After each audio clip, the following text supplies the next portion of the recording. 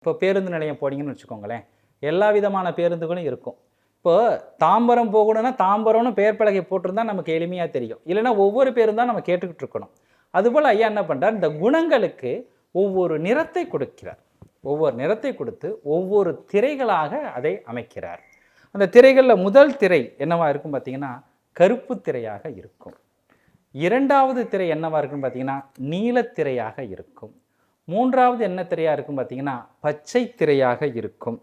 நான்காவது திரை என்ன திரையாக பார்த்தீங்கன்னா, சிவப்பு திரையாக இருக்கும். ஆறாவது பார்த்தீங்கன்னா, மஞ்சள் திரையாக இருக்கும். மன்னிக்கிறோம், அஞ்சாவது. ஆறாவது பார்த்தீங்கன்னா, வெண்மை திரை, வெள்ளை திரையாக இருக்கும். ஏழாவது திரை பார்த்தீங்கன்னா, எல்லா நிறங்களும் சேர்ந்த கலப்பு திரையாக இருக்கும்.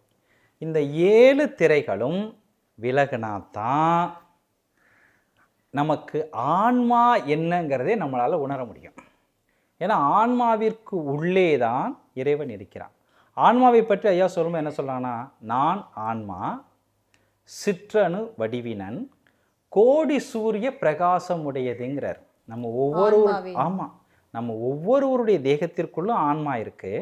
அதுக்கு ஒரு சின்ன வடிவம் இருக்குங்கிறார் ஐயா. நம்ம உடம்புக்குள்ள இருக்கக்கூடிய ஆன்மாவுக்கு ஒரு வடிவமே இருக்கு.